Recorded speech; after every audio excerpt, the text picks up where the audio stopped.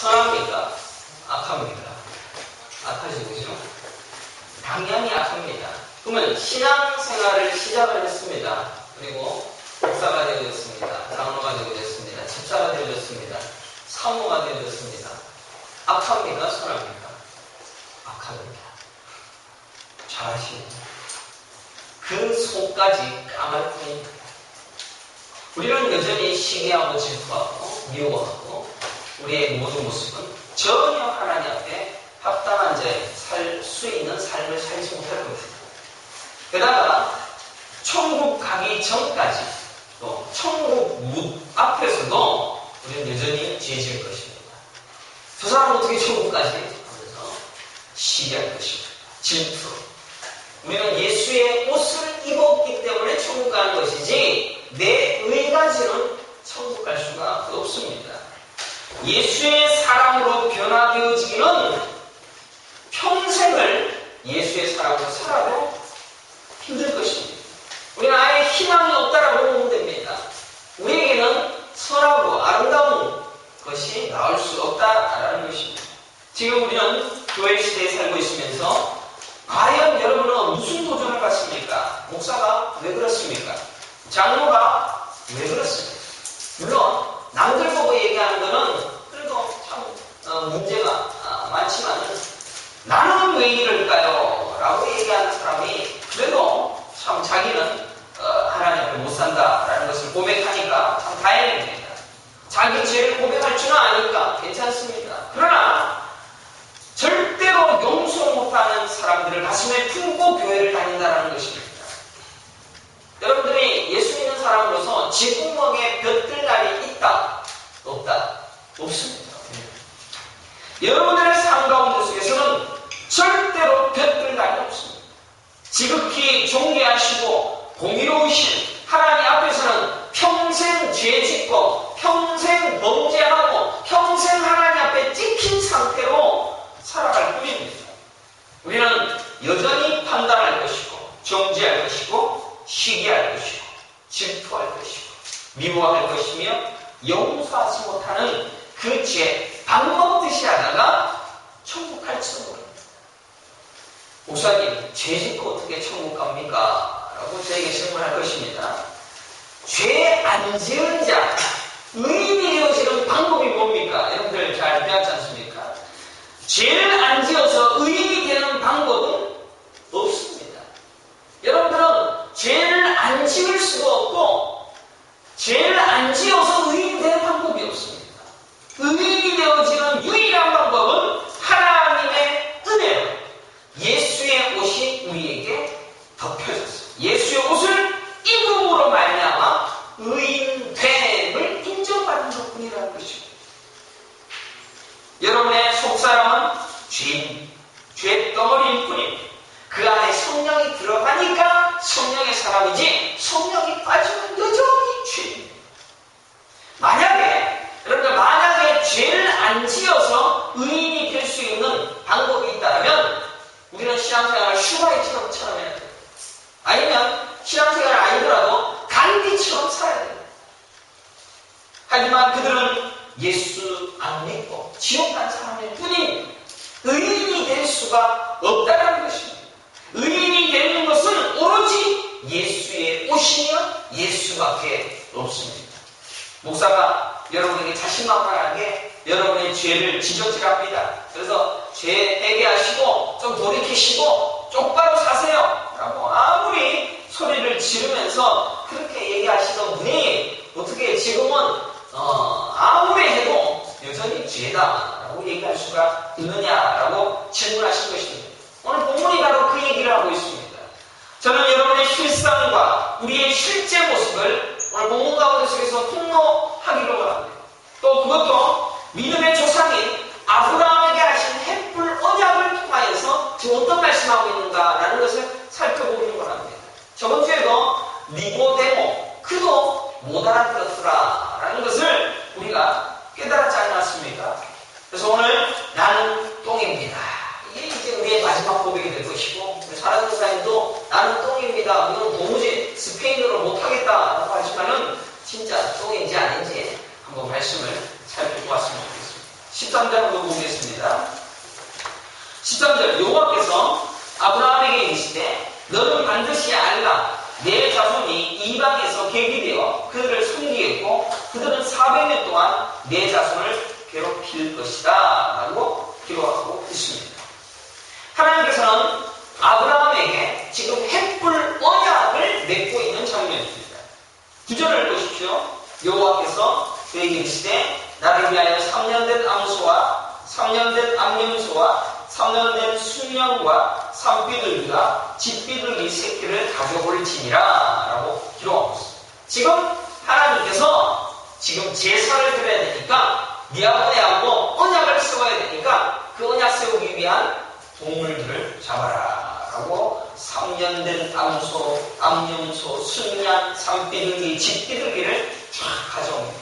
그리고 그것들을 어떻게 하십니까? 10절에 보십시오. 그 모든 것을 가져다가 중간을 쪼개고 그 쪼갠 것을 마주 대하여 놓았더라 라고 기록하고 있습니다. 옛날 구약의 이 율법, 이 언약의 체결의 모습은 과거 아브라함과 다른 족장 그리고 그때 당시에 있었던 수많은 나라들이 했던 일들입니다. 그러니까 수많은 나라들의 왕들이 모여서 어떤 언약을 체결하기 위해서 동물 하나를 탁 잘라놓고는 중간을 잘라놓습니다. 그리고 그 왕 둘이서 거기를 지나갑니다. 그리고 언약을 체결해요. 언약을 먼저 체결을 하고 난 다음에 둘이서 지나갑니다. 지나가고 난 다음에 이 언약을 어겼을 시 나도 이렇게 갈라집니다 라는 그 고백으로 가능합니다. 이거는 실제 고고학자들이 밝힌 고대 시대의 언약의 방법입니다. 하나님도 마찬가지의 언약의 모습으로 지금 동물들을 갈라놓고 하나님과 아브라함이 딱 맞대고 있습니다. 그런데 이 아브라함이 잠을 들었습니다. 잠이 들고 12절에 깊은 잠이 임하고 큰 소망과 두려움이 그에게 임하였더니 흑암과 두려움 이것이 아브라함에게 강력하게 임하게 되어지고 난 뒤에 여호와께서 언약문을 읽어줍니다. 그 언약문이 지금 400년 동안 너희들은 종로로 갈 거야 라는 그 얘기를 하고 있다는 것입니다. 왜 하나님께서는 언약을 하시는 하나님께서 좋은 걸 주실 거야 너하고 나하고 언약을 하는데 어떤 좋은 일을 맺어줄 거야 라는 그 언약을 하신 것이 아니라 이 횃불 언약의 내용의 핵심은 너는 노예가 될 거야 400년 동안 그 얘기 하고 있다는 것입니다. 어떻게 이렇게 기가 막힌 언약을 맺고 있을까라는 의문이 들어집니다. 그러면 첫 아담부터 하나님께서는 어떤 언약으로 인간들에게 어떤 언약을 계속해서 보여주고 있는가라는 것을 살펴봐야 됩니다. 굳이 너희가 어떤 존재인가, 너희가 어떤 존재에서 시작되는가, 너는 죄지어서 어떤 모습이 되었는가라는 것을 반드시 확인시키기를 원하시는 하나님의 마음이 거기에 담겨져 있습니다. 너는 반드시 알라. 반드시 알라. 지금 하나님께서 아브라함에게 언약을 체결하지 않습니까? 반드시 알라. 너의 자손이 이방에서 갱이되어져서 그들을 섬기겠고 노예로 만들어버리겠다라는 이야기. 그것도 400년 동안 노예가 되어져서 노예의 근성, 노예의 신분, 노예의 모든 것을 너희에게 안겨줄 거야.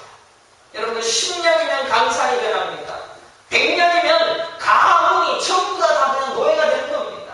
400년이 지나버리면 그 사람들의 머릿속 그리고 뼛속 DNA까지 전부 노예입니다. 거기로 보내겠다라고 말씀하는 것입니다. 그리고는 하나님이 홀로 그 언약을 체결하는 것입니다. 무슨 이런 언약이 다 있는가? 여러분들 이런 성경 그냥 지나가셨죠?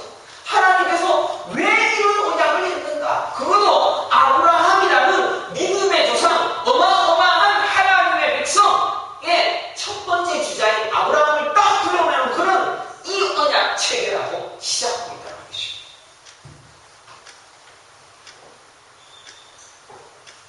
그리고 이 언약을 못 지키면 이 고기처럼 갈라질 거야 라는 것을 어떻게 보여주시냐면은 아브라함은 안 지나가고 횃불이 지나갑니다. 성령의 하나님이 지도하셔.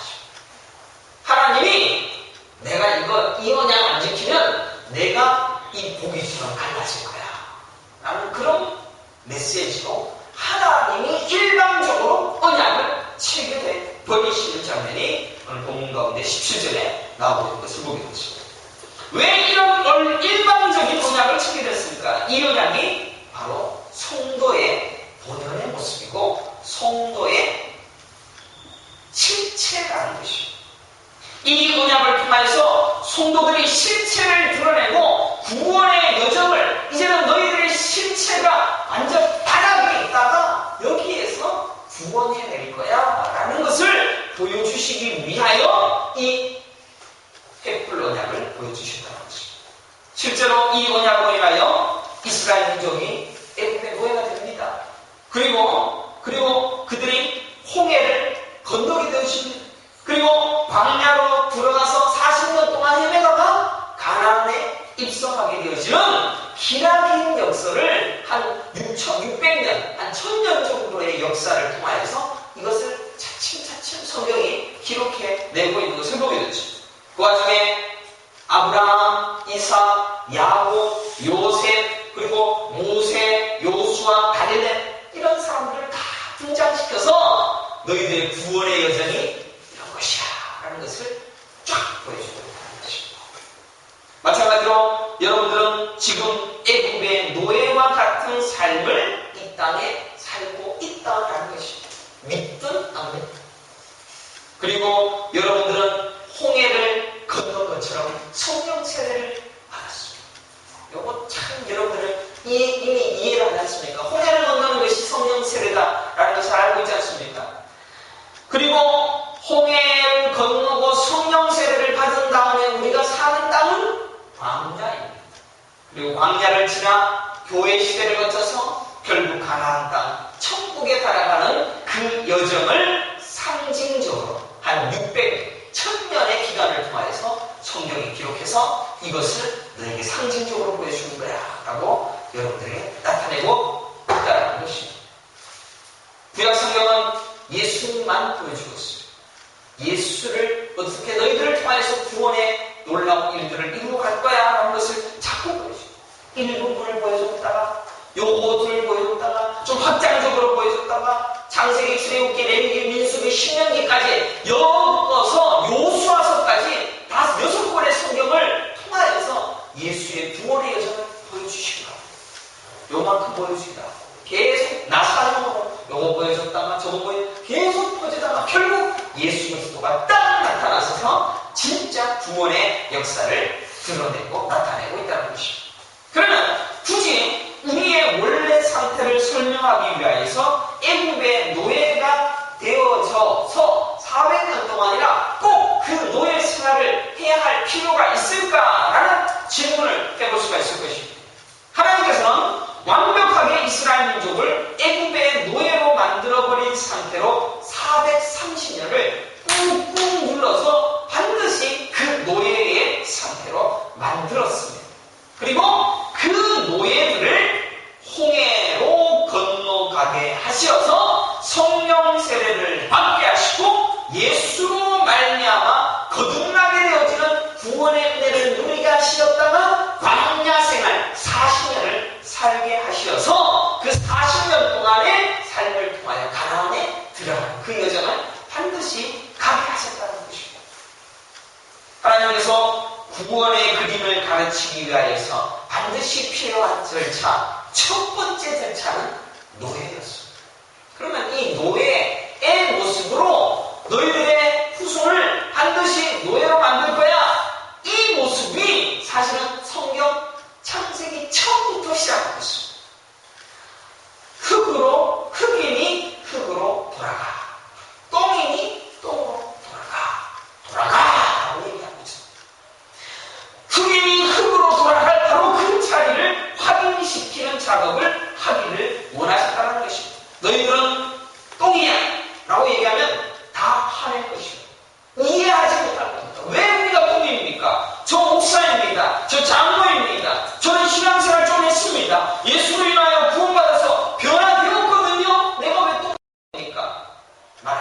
것입니다.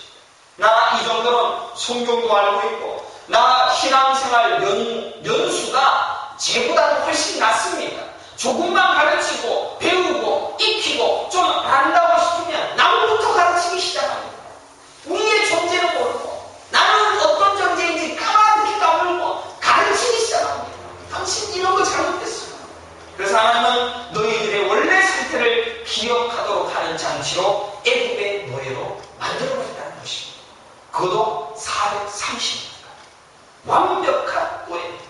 그래서 광야에서 살면서 어떤 생각합니까? 애굽에서 먹던 거 생각합니다. 애굽에서 뭐 하던 거, 애굽에서 누렸던 거, 애굽에서 행복했던 거 기억합니다. 그런 삶을 살면서 야, 나는 노예 출신으로 할 수 없구나. 나는 내 체질상 구원의 자녀는 정말로 안 되는구나. 나는 정말로 하나님의 구원을 받아 누릴 수 있는 그런 자가 아니구나 라는 것을 철저하게 깨달으러 구원이 너무너무 위대하고 커 보이도록 하시기 위한 장치로 숨겨두었다는 것입니다. 그래서 구원의 은혜가 얼마나 위대한 것인지를 드러내기 위한 장치였다는 것입니다. 그러면 창세기 1장부터 한번 살펴봅시다. 아람 보고 뭐라고 얘기합니까? 죄 지은 다음에 너에게 너는 흙이니 흙으로 돌아가. 돌아가. 그런데 아담이 자기 존재를 인정합니까? 안 합니다. 가인을 보십시오. 가인도 열심히 문화를 개척합니다. 열심히 뭔가를 합니다. 열심히 칼을 닦는 도구를 만들어서 흙의 존재에서 탈피를 끈 겁니다. 나는 흙이니 흙으로. 여러분들 흙 보셨죠?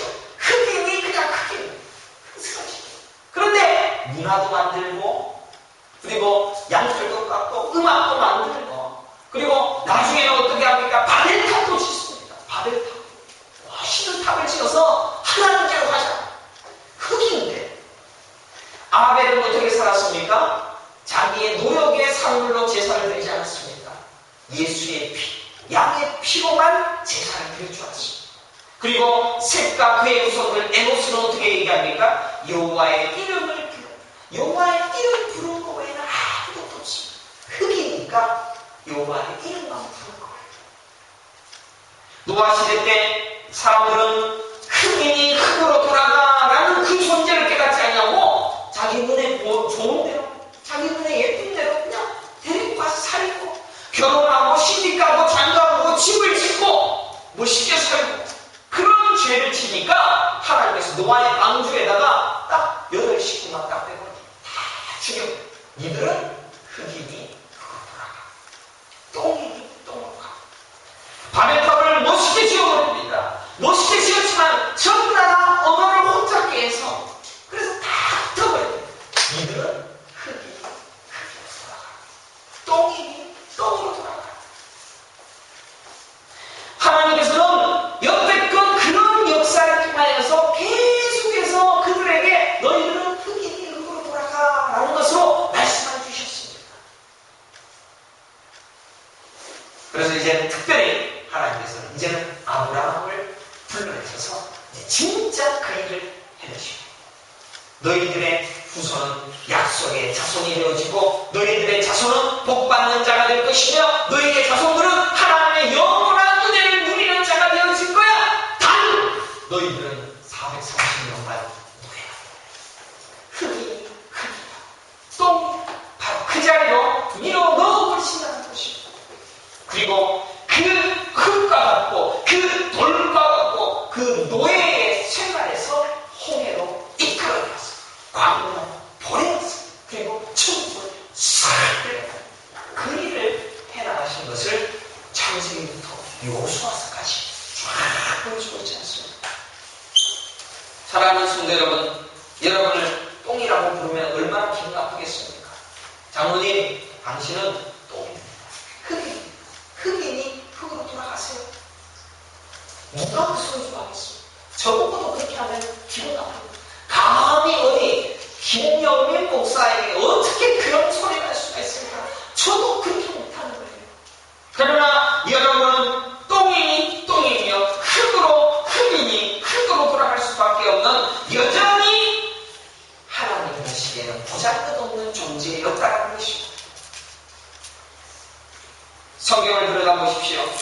여러분들은 이제 웬만큼 배웠으니까 목사님 저도 알만큼 압니다. 저도 성경 볼 만큼 봤습니다. 목사님 얘기하는 거 틀릴 때도 있더군요. 저기 꾸깃 빡빡칠 때도 있고 뭘 말할지 몰라도 여러분도 똥이요 저도 똥이요. 그 똥에게 어떤 일을 하셨는지를 자꾸 쳐다보게끔 깨닫게끔 아브라함에게 무슨 일을 시작하십니까? 햇불 언약을 체결해버리셔서 너희들을 노예로 만들어버릴 거야 라는 그 일을 시작하신다는 것이죠. 성경에 나와있는 수많은 사람들이 어떻게 하나님을 만납니까? 다 바닥부터 시작했어요. 여러분들 아직 내가 바닥 경험하지 않았다면 바닥 가십시오. 그거 못 경험한다면 나 바닥이 아니요 나는 아직도 뭔가 있어요 라고 얘기한다면 바닥부터 체험하실 것이에요. 모세가 바닥 생활했어요. 살인자로 도망갔지 않습니까? 40년 동안 시댁 뭡니까? 친정 뭔 살인입니까? 처가살인을 했어요. 40년 80세가 넘도록 자기 집 하나도 없이 그런 삶을 살았어요. 다윗도 그랬습니다. 다윗도 여자 잘못 건드려서 정말 침상이 썩을 정도로 하나님을 회개했습니다. 기도원 어땠습니까? 기도원도 그랬고 바울도 그랬습니다. 전부 바닥이었습니다.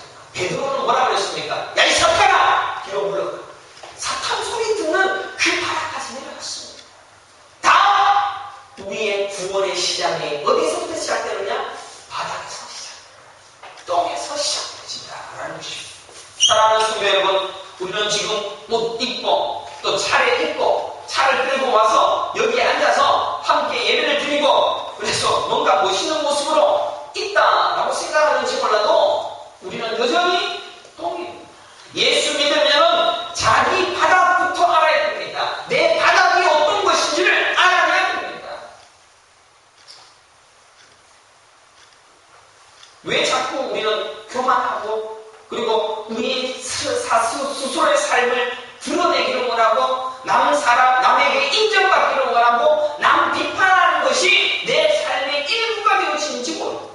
너는 뭔데? 너가 원래 어떤 존재인데? 자꾸 깨닫고 이런 나를 구원하여 주신 그 은혜를 감사하십시오 라는 그 메시지를 66번이 하고 있다는 것입니다. 애굽의 노예 430년 동안 이스라엘 민족이 깨달은 것은 뭡니까? 노예구나라는 노예구나. 뼛속까지 DNA까지 전부 노예 근성으로 바뀌어버렸다는 것입니다. 나는 아무런 존재도 아니구나. 그런데 자기들의 상전인 애굽 나라의 애굽 백성들을 하나님은 어떻게 하십니까? 10가지 재앙으로 뽑습니다. 야, 여러분들이 이스라엘 민족이 뭐 대단하다고 노예 주제에 어떻게 여러분들 바보 왕이 그 노예들을 풀어줄 수 있을 것 같습니까? 절대로 노예 주제 중에 어떻게 노예 주제? 그러나 10가지 재앙이 포보지. 마찬가지로 예수를 처음 믿는 사람들, 신앙생활 처음 시작하는 사람들, 우리는 그 하나님의 엄청난 위력과 능력들을 경험할 겁니다. 야, 하나님은 이렇게 대단한 분이야. 내가 믿는 분은 참으로 위대한 분이야 라는 것을 깨닫는 것부터 시작합니다. 그리고부터 어디로 시작하느냐? 광야로 가는 겁니다. 신앙생활하고 계속 10가지 재앙이 우리 삶에 출발할 거라 생각하지 마십시오. 아무것도 아닌 노예들의 신분인 자들이 애굽의 재물들을 취합니다. 내 상전의 재물들도 취하고 귀걸이도 취하고 태물들을 다 취하여서 이제 출애굽합니다. 이야, 노예가 어떤 이런 삶이 있을까? 이런 인생이 있을까? 이런 기가 막힌 인생이 있을까? 기뻐하면서 갈 수 있습니다. 노예들이 볼 때는 너무너무 어마어마한 일을 경험했을 것입니다. 그러나 광야에 가서 그토록 낮은 자리에 갔음에도 불구하고 광야에 가서 이스라엘 민족들은 뭐합니까? 불평합니다. 감사하지 않습니다. 하나님이 그렇게 낮게 해서 구원해 줬는데도 안 한다 이거. 그러면 이 정도 상태에서 이렇게 구원해주면 어떻게 하겠습니까? 절대로 감사하지 않을 것입니다.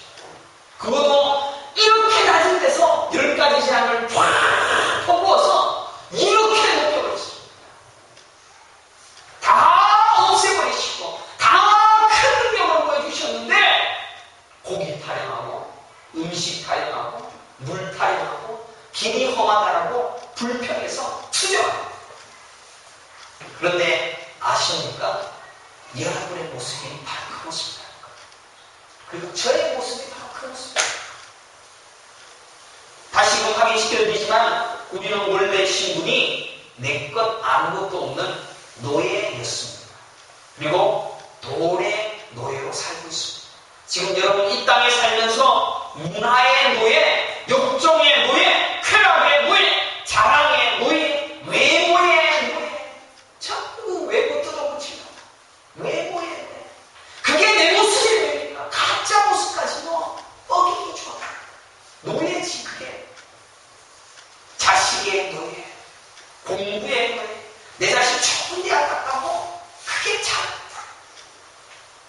집의 노예, 차의 노예, 사업의 노예, 그뿐입니다. 여러분들은 똥과 같은 바로 그 자리에서 너는 흙이니 흙으로 돌아갈지라 흙이니 흙으로 먼지처럼 사라질 것이라 라고 말씀하신 그 말씀 앞에서 그럼에도 불구하고 하나님의 은혜로 살게 되어졌다라는 이 은혜 때문에 감격스럽지. 날마다 감격스럽다. 그래서 우리가 이 은혜에 감격스럽다고 눈물 뚝뚝 흘립니다. 감사합니다. 왜 은혜입니까? 감사합니다. 찬양하고 난 다음에 돌아가서는 여전히 나보다 잘난 놈 쳐다보고 있고 나보다 못한 놈 까는 게 있고 내 자존심 여전히 부리고 있다는 것이죠. 사랑하는 성도 여러분, 여러분들은 똥입니다. 저도 똥입니다. 그저 똥으로 사십시오. 나는 똥입니다. 그러면 우리는 어떻게 살아야 되겠습니까? 이스라엘 민족들이 애굽에서 탈출하는데 제일 먼저 도달한 곳이 홍해였습니다. 여러분들 홍해를 어떤 사건으로 보십니까? 고린도전서 10장 1절에서 4절에 정확하게 나왔지 않습니까? 우리 조상들이 다 구름 아래에 있고 바다 가운데로 지나네요. 그리고 모세에게 속하여 다 구름과 바다에서 세례를 받았다. 또 다 같은 신령한 음식을 먹고 다 같은 신령한 음료를 마셨으니 이는 그들을 따르는 신령한 반석으로 또 마셨음에 그 반석은 곧 그리스도라고 말씀하고 있습니다. 홍해를 건너는 것이 세례받았다라고 고린도전서 10장이 이야기하고 있습니다. 이것이 구원의 여정을 설명하는데 너무나도 중요한 구절입니다. 홍해를 지나가는 것은 바다 가운데로 지나가는 것을 표현하며 그것이 세례라고 이야기를 합니다. 그리고 신령한 음식을 먹고 그것은 만나를 먹었다는 이야기고 신령한 음료를 먹었다. 이것은 예수 그리스도의 피를 마셨습니다. 그리고 신령한 반석으로부터 마신 예수 그리스도의 피와 살을 먹은 구원받은 세례받은 예수의 사람이 되어주는 거듭남의 인생을 홍해를 건너므로 시작했다라고 말씀하고 있다는 것입니다. 여기에서 모세에게 속하여 이 단어를 여러분들 주의해서 보십시오. 모세에게 속하여 모세를 따라갔더라라가 아닙니다. 모세에게 속하여 모세 주머니 속에 탁 들어갔다는 거예요. 노아의 방주에도 방주에 들어가서 구원 얻었습니다. 홍해를 건널 때도 모세의 주머니 속에 이스라엘 민족이 전부 다 들어가 버렸습니다. 옛날에 모세가 어떤 기도를 하냐면 저들을 위하여 내 생명책에서 내 이름을 제하여 주시더라도 저 사람을 구원해 주십시오. 이거 예수의 중보 아닙니까? 자기는 희생제물이 되어버리고 다른 사람을 구했지 않습니까? 모세가 그 기도를 했습니다. 그러니까 모세가 지금 그때 당시에는 예수가 없으니까 모세가 예수입니다. 예수에게 속하여 그리고 구원했습니다. 우리도 지금 성령 안에 들어가서 구원 얻는 것이고 아까도 얘기했듯이 예수의 옷을 입어서 구원 얻는 것이지 우리의 의의 가지고는 구원 못 받습니다. 그래서 모세가 커다란 방주가 되어져서 그 안에 들어가서 홍해 속을 뒤집어 가니까 거기가 세례라고 이야기를 하고 있습니다. 그러면 다시 처음부터 봅시다. 애굽의 노예 생활 430년이 있고 거기에서 노예로 살던 자들이 전부 다 모세 속으로 들어갑니다. 그리고 모세 속에 들어가서 홍해의 물을 바다에서 세례를 받아요. 그리고 광야 40년이 펼쳐지는 거죠. 이게 성도의 삶의 여정입니다. 여러분은 세례를 받고 난 뒤에 살고 있는 여러분의 땅, 여러분이 가지고 있는 모든 것 실은 광야입니다. 그러나 가나안에 가려고 하는 자들이 가야 할 여정, 과정 속에서 여러분은 지금 이 땅에서 살고 있을 뿐입니다. 마찬가지로 천국 갈 사람들은 광야에 있습니다. 여러분의 위치는 광야입니다. 이 광야에서는 여러분들 무엇을 먹어야 되는지 아십니까? 만나만 먹어야 됩니다. 여러분들 여기서 뭘 해야 되냐? 하나님이 주신 것만 먹어야 됩니다. 하나님이 물 주면 물만 먹으면 되는 겁니다. 그리고 참아내야 됩니다. 길이 어렵고 물이 불편하고 목이 마르고 답답하고 애굽에 마늘 먹던 거 기억하고 그래서 그거 견디지 못하고 그거 달라고 해갖고 어떻게 됩니까? 다 죽어요. 거기에서 우상을 지으니까 땅이 갈라져서 다 죽여요. 광야에서 많이도 죽이십니다. 하나님께서. 참아내야 됩니다. 견뎌내야 됩니다. 그리고 천국 가는 것입니다. 그래서 우리는 그 참아내고 견뎌낸 이 40년 광야 생활, 이 40년 광야 생활, 여러분들 남은 인생이 30년 아닙니까? 40년 아닙니까? 이 인생 참아내야 돼요. 견뎌내야 돼요. 그 그림 보여주시려고 아브라함을 딱 드러내십니다. 그리고 우상 만드는 그 참으로 직업도 허무한 그런 자를 딱 불러내서 횃불 언약을 딱 보여주시면서 야 너희들 아담에서부터 그렇게 얘기했고 노아에서도 보여줬고 바벨탑에도 보여줬는데 니들 못 알아듣지? 이제 시작할 거야. 자, 잘 봐! 라고 하면서 아브라함을 딱 불러내서 횃불 언약을 딱 보여주시고 그게 시작하십니다. 이삭을 낳지 않습니까? 그리고 이삭이 야곱을 낳지요. 야곱이 12명의 아들을 낳지요. 그래서 요셉이 형들이 팔아버립니다. 그래서 요셉이 어디 갑니까? 애굽으로 갑니다. 애굽으로 갔다가 75명이라는 모든 식구들이 애굽 나라에 다 갑니다. 그리고는 430년간 노예가 됩니다. 그리고 모세를 탄생시킵니다. 그리고 모세를 딱 끌고 와서 그 사람들을 쫙 끌고 갑니다. 그리고 광야 40년 동안 모세가 이끌게 하고 난 다음에 여호수아가 갈렙 때리고 가나안으로 탁 들어갑니다. 소름 끼치지 않습니까? 1000년이라는 세월이 있습니다. 여러분들에게 그 구원 가르쳐주려고 여러분들의 그 구원의 여정을 가르치시기 위하여서 그 많은 사람들을 다 써버린 겁니다. 애굽에 수장되어진 애굽의 군대, 애굽의 그 마차 싹 다 그냥 다 여러분에게 이 구원의 여정을 가르치시려고 그거 하시고 복음을 쉽게 설명하기 위해서 1000년을 하루같이 하나님은 그 많은 인간들과 역사와 시간들을 다 사용하여서 여러분들에게 이 복음의 비밀을 가르쳐 주셨다는 것입니다. 그래서 예수님께서 뭐라고 얘기합니까? 선지자와 사도, 율법은 세례 요한까지요. 이제 예수는 새로운 복음을 너희에게 주었어. 그래서 천국에 너희들은 세례 요한보다 훨씬 더 큰 자야. 직접 예수 믿고 구원을 받습니다. 그래서 여러분들은 지금 어디까지 왔는지를 확인해야 됩니다. 그리고 내가 어떤 존재인지를 기억해야 합니다. 하나님의 택한 백성의 처음 자리가 어디인지를 확인하고 오라는 것입니다. 너희들이 어떤 자리에 내 백성이 되었는지를 배우고 보라고 이 역사 속에서 여러분을 집어넣으신 것입니다. 그래서 애굽의 노예로부터 시작되었습니다. 하나님의 의도 속에서 우리는 이 땅에서 태어났습니다. 그리고 우리 아버지 어머니에게 교육을 받았고 우리의 삶의 모든 모습들을 통해서 우리는 자연스럽게 이 땅의 노예가 되었지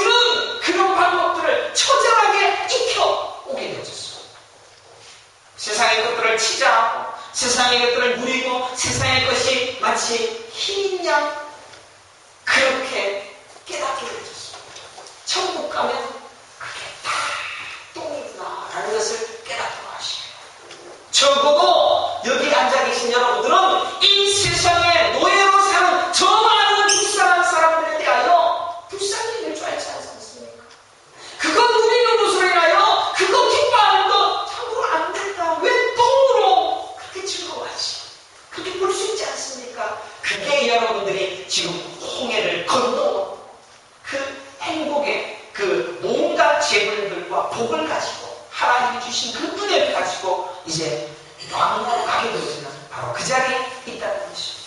광야로 끌고 데려가시는 하나님의 은혜를 선택된 자에게만 허락하셨다는 것입니다. 14절 보십시오. 그들이 섬기는 나라를 내가 징벌할지며. 제가 이제 13절까지 얘기했고 이제 14절 얘기합니다. 그 후에 내 자손이 큰 재물을 이끌고 나오리라. 너희들은 애국 사람의 노예였어. 그런데 너희들만 내 은혜를 너희에게 딱 부어서 너희만 딱 뽑아내서 구원해냈단다. 그런데 너희들은 원래 노예였단다 라는 이야기를 하고 있습니다. 에베소서 1장 6절 보십시오. 거저 주시는 바 그의 은혜의 영광을 찬송하게 하려는 것이다. 거저 주시는 그 은혜의 영광을 찬송하게 하시기 위하여서 굳이 애굽의 노예로 만들었다는 것입니다. 하나님의 의도는 우리도 애굽의 노예로 집어넣으신 거기에서부터 시작합니다. 거기에서 시작해야지 내 은혜를 찬송할 거야. 거기에서 시작해야지 내 은혜가 큰 줄 알 거야. 거기에서 구원해 주시니까 거저 주시는 그 감당할 수 없는 은혜를 찬송할지니라. 말씀하는 것입니다.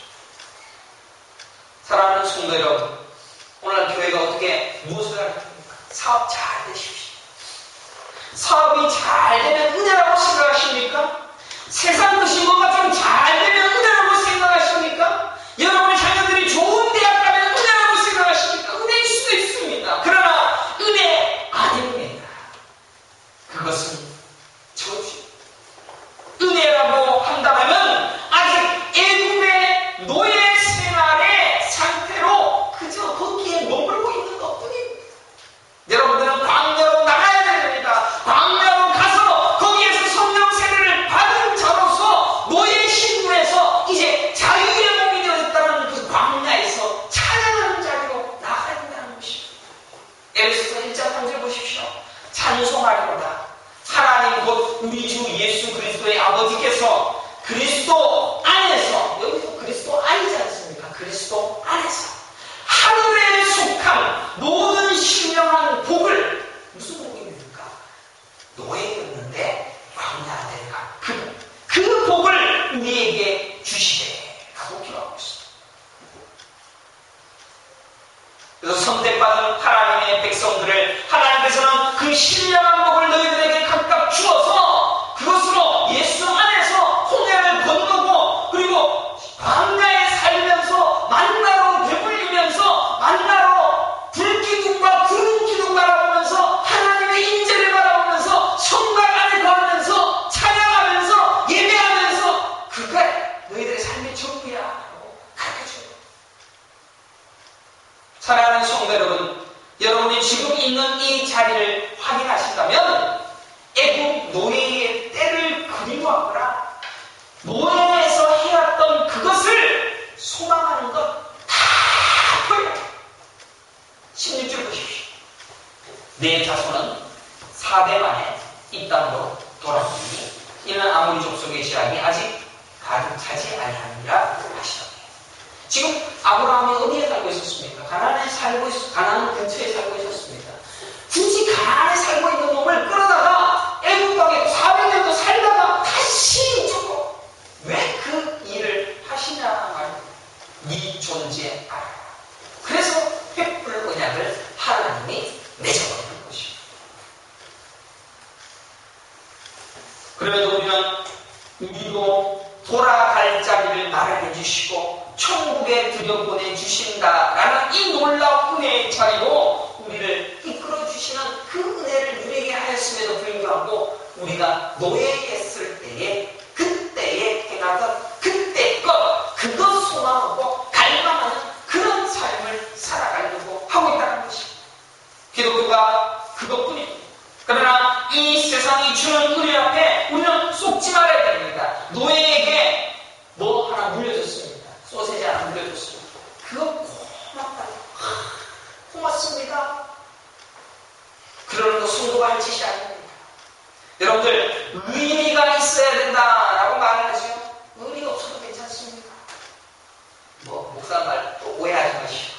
의리를 따라가다가 더 한심한 노예 생활을 할 수도 있습니다.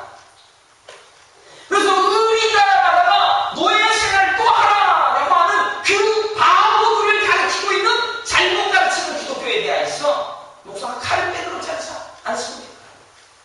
여러분이 고마워해야 할 대상은 이 세상에 노예의 것을 더 물려줬다라고 했고, 아이고 고마워요. 그거 하지 마십시오. 노예에서 광야로 이끌어주신 하나님만 감사하는 겁니다. 하나님의 은혜만 찬양하시는 자들이 축원합니다. 나를 이 노예의 삶에서 광야로 이끌어내시고 그리고 가나안으로 데려다 놓으시는 그 하나님의 은혜. 그래서 나는 만나가 지금 요거밖에 없어도 요것만 먹어도 감사해요. 불기둥이 앞으로 인도할 것이니까 그것만 따라가네요. 그게 성도의 삶입니다. 광야에서 모든 삶은 실제로 하나님이 책임지십니다. 광야에서 떠나간 홍해를 건너간 모든 하나님의 백성들은 책임져요. 그래서 예수님도 뭐라고 나옵니까? 무엇을 먹을까? 다 걱정하지 마. 다 채워줄 거야. 이 풀도 일으키시고 저 날아가는 새들도 먹이시는데 하물며 하나님의 자녀 너희일 겁니다. 광야 생활 그 얘기하고 있습니다. 이 세상이 주는 복 앞에 좋아하지 마십시오. 이 땅에서 혹시 복권 한 20억짜리 걸려도 좋아하지 마십시오. 야, 저죠. 재수 더럽게 걸렸는데 노예 생활 한번 제대로 한번 해보겠네. 그렇게 생각하십시오. 믿어지십니까? 이 성도들이 수준이 진짜 노예의 근성이 문득문득 나올 때마다 난 똥이군요.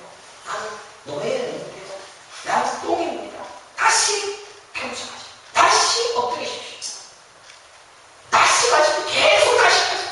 나는 아니군요. 나는 안 되는군요. 나는 목사가 아니군요. 나는 사모가 아니군요. 나는 자유 아니군요. 나는 안수 집사도 아니군요. 나는 아무것도 아닙니다. 결국 하나님만 높아지고 하나님만 영광 받으실 뿐이지 나는 아닙니다. 내가 장로인데 이 정도는 대접받아야지. 그 순간 제명이 됩니다. 왜? 노예의 존재는 노예이니까. 노예의 존재는 원래 똥이니까. 지금 광야에 살면서 여러분들이 지금 살고 있는 이 땅은 광야인데 오로지 천국만 바라보고 40년 내내 그들의 마음속에는 가나안만 꿈꿨을 것입니다. 그래서 그 가나안을 꿈꾸면서 만나만 먹고 살아. 하나님이 주는 것만 가지고 살아. 무슨 대접 같은데. 불기둥과 구름기둥을 따라만 가려. 그리고 감사만 하려. 찬양만 하려. 이스라엘은 애굽에서 노예로 죽을 수밖에 없는 처지를 금방 잊어버렸듯이 자기들의 원래 처지를 금방 깨닫지 못했듯이 우리는 여전히 원래의 상태를 잊어버립니다. 광야에 나와서 이제 연단 받는 겁니다. 여러분들 광야에 살면 짐이 없습니다. 장막에 살아야 됩니다. 맨날 똑같은 신발 신고 뭐 좋은 신상구두 그런 거 전혀 없습니다. 그냥 삶 천국만. 광야에 나와서 연단받을 것을 그렇게 소화하지 마십니다. 계속 연단받아요. 천국 갈자로 부름받은 교회의 지체로 여러분들 부름받았음에도 불구하고 이 교회에 여러분들이 앉아있는 것은 옛날에 노예로 살다가 지금 광야에 딱 와서 천국 가는 길 그 예수의 안에 딱 들어가는 방주 안에 들어가 있는 이 행복한 삶을 사는데 야, 뭐 내가 이 정도는 해줘야지. 인정받아야지. 내가 어떤 사람인데 내가 어떤 신입인데 내가 어떤 일을 했는데 자꾸 그거 온 교회는 나오지 않습니까? 우리 교회는 그 교회 아닙니까? 온 교회는 천국 그렇지 않습니까? 장로들이 내가 이 교회를 세우기 위하여 어떻게 했는데 목사 그러죠? 개척했으니까 내가 이 개척하면서 내가 얼마나 배를 골랐는데 교회도 중요한 것이 아니라 교회 건물도 중요한 것이 아니라 지금 광야에서 천국 가는 거 그거밖에 없습니다. 지금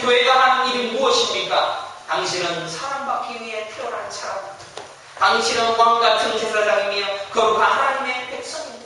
맞습니다. 맞습니다. 그러나 그것 알기 전에 저기부터 가야 돼요. 저 밑에서부터 사랑받기에 태어난 사람. 저 밑에서부터 왕 같은 제사장이고 저 밑에서부터 거룩한 하나님 나라의 백성. 이게 얼마나 위대하다. 우리는 자꾸 여기에서 요 정도로 생각하고 있어요. 세상에서 사장이고, 그러니까 여기서는 하나님 나라의 제사장이야. 그러니까 뭐 감격스럽지 않습니다. 조금만, 그래, 좋아. 라고 할 수 있을 것입니다. 사랑하는 성도 여러분, 아브라함에게 횃불 언약을 행하셨습니다. 그것은 쌍방 언약이 아닌 하나님의 언약이었습니다. 하나님께서 홀로 행하신 언약입니다. 그리고 자기 자손이 애굽에서 430년간 노예가 된다라는 그 약속하셨고, 그리고 다시 원래 자리로 데려다 놓으시겠다라고 말씀하신 것이 그 횃불 언약의 내용입니다. 사랑하는 성도 여러분, 여러분 지금 어디에 사십니까? 지금 애굽 땅에서 탈출했습니까? 아니면 아직도 노예로 살고 있습니까? 아니면 광야로 막 가고 있습니까? 천국 근처까지 왔습니다. 모세에게 속하여 홍해를 건너 물과 성령으로 세례를 받았습니까? 그리고 광야에서 가나안에 들어가는 그 여정을 살아내고 있습니까? 만나 먹고 만나고 기뻐하고 구름 불 기둥으로 감사하며 감격스럽게 찬양하고 노래하고 날마다 예배하는 그런 삶을 살아가십니까? 저 애굽의 노예인 저를 가나안으로 가는 그 여정 속에 집어넣으셔서 구원을 향하여 나가 달려가고 있거든요. 감사합니다. 감사합니다. 여러분들 무엇을 감사하십니까? 저는 우리 교회에서도 그런 고백 안 하는데 다른 어떤 사람들 저 선물 갈 때도 우리 나는 먹고 사는 게 아무 문제 없도록 하나님께서 복을 주시니까 얼마나 감사한지요. 그래서 내가 성교를 이렇게 열심히 합니다라고 얘기합니다. 수준이 낮구나라고 얘기를 했습니다. 노예 때 먹는 것을 많이 주시니까 감사합니다 라고 얘기하는 겁니다. 노예 때 하던 일을 잘 되어져서 감사합니다 라고 얘기하는 거 아닙니까? 노예 때 좋아하는 것을 얻어서 감사합니다. 노예 때 했던 그 모든 습관과 버릇이 내게 자랑이 되어지고 있습니다. 아직 거기에 머물러 있다면 아직 애국이 있습니다. 아직 출발도 못했습니다. 심각하게 고민하고 있습니다. 그래서 교회 안에 아직도 출발도 못한 거짓 성도들, 애굽의 노예 상태로 있는 그 많은 사람들이 교회 안에 가득 차 있고, 목사들은 그 노예에서 제발 광야로 가지 마 잡아 끌고 있지 않습니까? 성령 세례받기 위하여 성령을 구하여야 합니다. 그래서 예수님께서 뭐라고 기도합니까? 성령을 구해. 성령을 열심히 구해. 그러면 성령 당장 주실 거야. 그러니까 성령 구하라고 얘기합니다. 그래서 여러분들이 지금 지식적으로 제가 하는 소리를 듣고 야! 나는 아직도 애굽의 노예라면 이제 만나의 삶을 살고 광야의 삶을 살기 위하여 성령 구해야 돼. 성령 안에 살아야 돼. 성령 내게 꽂히십시오. 이 기도만 해야 돼. 요것 때부터 시작합니다. 노예의 자랑이 내 자랑이라면 아직은 애굽의 노예입니다. 광야에서 천국 백성의 찬양은 없습니다. 그리고 지금 광야에서도 내 똥의 자랑, 내 노예의 자랑, 내 흙의 자랑을 아직도 하고 있다면 광야에서 곧 죽을 것입니다.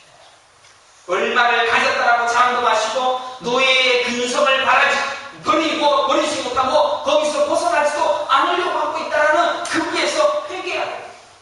우리는 애굽에서 탈출하여서 홍해를 지나 구원받은 자의 징표를 가슴에 품고 이제 광야의 길을 걸어갈 것입니다. 가나안 땅에 도달할 때까지 부지런히 그 길을 가야 할 것입니다. 그 와중에 우리가 해야 할 유일한 일은 찬송하는 겁니다. 하나님 노예인데 감사합니다. 오늘도 노예였을 때 그때 비하면 지금 비할 수 없는 은혜입니다. 감사합니다. 천국 보여주니까 감사합니다. 감사. 이것만 우리의 찬양이죠. 자꾸 생각합니다. 그러나 여전히 노예에 행하던 삶과 그 모든 것은 우리 안에 드러나게 되어 있습니다. 왜? 노예였으니까. 제가 인정합니다.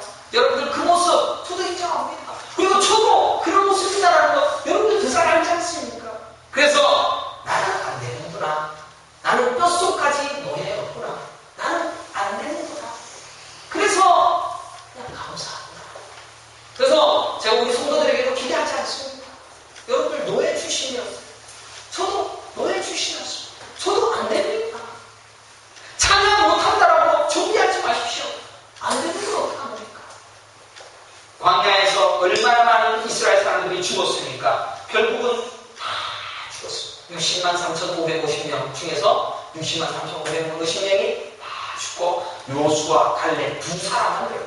그리고 광야에서 태어났던 60만 1,730명이 가나안으로 다 죽고 가요. 나는 안 된다. 그래서 여러분들 천국 가는 것은 이 노예의 근성은 죽어요. 나는 갈 수 없다. 나는 죽어야 된다. 나를 죽여서라도 데려가 주시는 그 은혜에 또 한 번 감격해야 됩니다. 그래서 찬송합시다. 그걸 해내다가 천국하고 싶다. 찬송하는 것, 그것은 성도의 유일한 삶의 모습이며 또 이 땅에서 해야 할 유일한 삶의 문제입니다. 그래서 천국 가서 뭐 하느냐? 유일하게 해야 할 것은 찬양밖에 없습니다. 불평하는 것 노예의 근성입니다. 원망하는 것 노예의 근성입니다. 좌절하는 것 노예의 근성입니다. 오래 참지 못하는 것 노예의 근성입니다. 나는 똥이구나, 나는 안 되는구나, 그런데 나에게 이 은혜를 주셨구나, 왜 안 되는데도 이 은혜를 주셨지, 그래서 억지로라도 감사합니다, 찬송합니다. 그 삶을 살아내는 것입니다. 광야에서 만든 천국의 소망 가지고 기웃고 노래 부르면서 내가 원망에 올라가면 나는 노예니까 안 돼 하면서 그냥 지어뜯으며 피눈물 흘려야지. 어디 목사한테 와서 원망하고 피눈물 흘리면서 엎드려서 목에 나와서 하나님 나는 똥인데 왜 하나님께 기도하지 못하고 감사하지 못했습니까? 목사를 주시옵소서, 나 죽여주시옵소서. 그거 하는 거 예수님의 피눈물의 기도 아닙니까? 천국의 소망 가지고 기어코 노래 부르면서 내 삶의 유일한 사명이며 의무라는 사실을 깨닫면서 하나님 감사하세요. 사랑하는 성도 여러분, 누구도 기대하지 마십시오. 다 똥입니다. 여기 있는 사람도 다 똥입니다. 목사도 똥입니다. 기대하지 마십시오. 장로도 기대하는 순간 실망합니다. 그냥 똥입니다. 그런데 니와 너와 목사님 우리 모두가 천국 간다. 10가지 않은 포도 주시고 이런 노예에게 나의 대적 애굽에게 10가지 않은 포도 주시고 홍해를 건너게 해주시고 광야에서 만나 먹여주시고 불기둥으로 인도하여 주시고 감사합니다. 그 인도하심을 바라보아야 됩니다. 그게 보이지 아니하는 것을 보는 믿음입니다. 하나님께서 아브라함에게 횃불 언약을 체결하시고 네 후손들 노예로 만들 거야. 그래서 거기서 바람을 알고 너희들의 철저히 비참한 실상을 깨닫고 거기에서 시작된 구원으로 인하여 찬양하면서 천국 갈 때까지 나와 함께 찬양하면서 갈 거야. 요게 노예의 근성이 생긴다면 나 역시 또 처음부터 다시 시작하십시오. 나 교만해지기 시작합니다. 다시 시작하십시오. 나 찬양이 중지되었다면 다시 시작하십시오. 나의 남편에 대하여서, 나의 아내에 대하여서, 내 가족과 내 삶의 모든 부분들에 대하여서 불평이 시작하면 다시 시작하십시오. 쉽지 않죠. 그래서 쉽지 않기 때문에 제가 방법을 여러분에게 제시합니다. 매일매일 예배를 드리시면 가정예배도 해보가시고 또 하나님 앞에 나가서 예배하고 목사가 여러분들이 와서 예배 드린다 그러면 저는 매일매일 예배 드릴 수도 있어요. 월, 화, 수, 목, 금, 토, 일 저녁 매일매일 기도할 수 있어요. 계속 하시면 됩니다. 우리는 노예의 근성이 생겨날 수밖에 없는 환경 속에 살아났고 태어났습니다. 우리는 거기에서 태어났습니다. 선한 것이 없습니다. 그래서 이런 광야의 불기둥 바라보면서 만나만 드시고 만나만 먹으시면서 하나님의 말씀만 기다리고 그 율법 지키는 그 삶을 통하여 천국만 기억하고 천국만 기대하는 삶을 살아주시기를 간절히 축원합니다. 함께 기도하겠습니다. 거룩하시고 존귀하신 여호와 하나님, 참으로 우리는 하나님 앞에서 범죄한 자입니다. 또 하나님 앞에 할 수 없는 죄인이 옵니다. 그럼에도